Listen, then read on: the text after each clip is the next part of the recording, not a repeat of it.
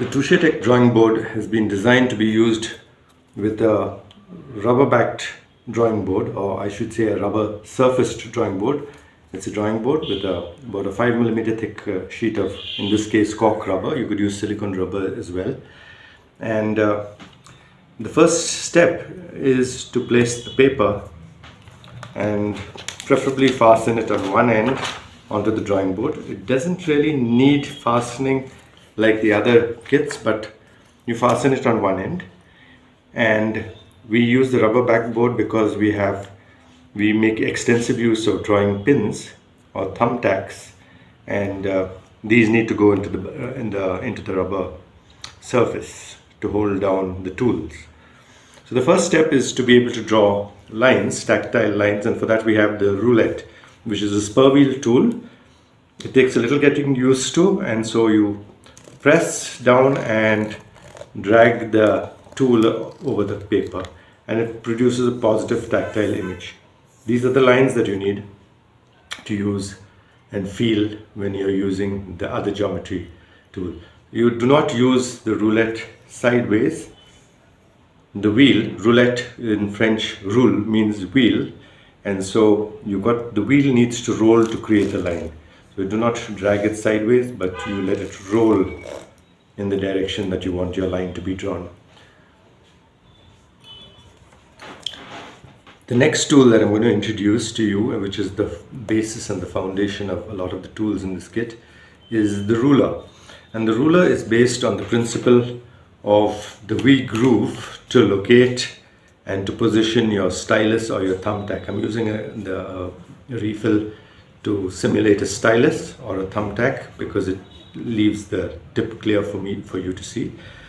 So there are two edges to the ruler. One is got a coarse set of tactile markings, which are basically grooves in which the stylus would locate itself. It wouldn't jump out of the groove, unlike a traditional ruler would have it a positive raise, but you could never align your stylus with the groove because your stylus would fall off the edge.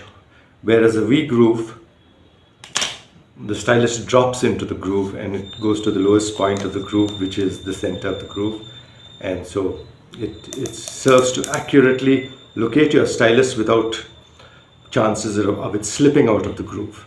So that's it. So we have a coarse set of grooves here on one side and a fine set of grooves on the other side, and you can hear the stylus jumping from groove to groove. They are placed in this case at 10mm apart, the larger grooves, which have a teardrop ending which serves to easily locate the end of the stylus, and smaller set of grooves between the large grooves, which are spaced at 5mm apart on the coarse setting, and the same is repeated at 2.5mm apart on the fine grooves, which are used mainly for measurements, more precise measurements. The principle of how the grooves work is you would align from the 0th position, you would align your stylus to whatever measurement you want by either feeling the stylus jump from groove to groove.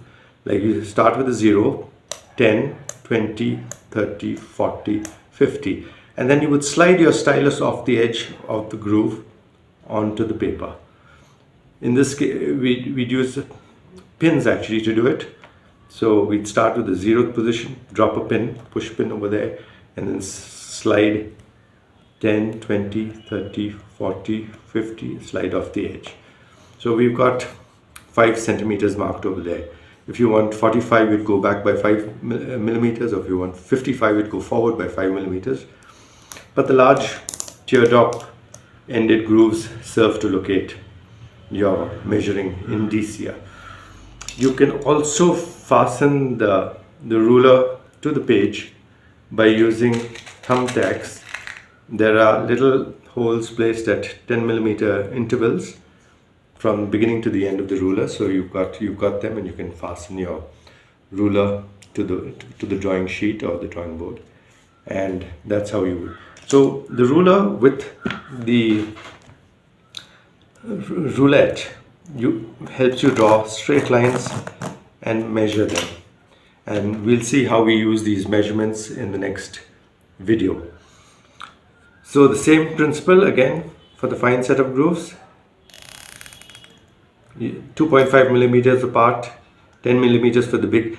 If you could learn how to use the tip of your finger as a guide, so that the tip of the push pin jumps, you don't use it at the edge, but you use it where you can actually feel the tip of the pin jumping from groove to groove. So that way you can count how many you'd like to jump. You also have tactile markings at every 10 millimeters to help you easily locate a groove. If you are interested in feeling and locating, you can still do that. Locate the groove and then slide the pin off the edge to where you want your measurements to be. So you have tactile markings as well as the grooves themselves, which serve as locators for the thumbtacks or pins of the stylus.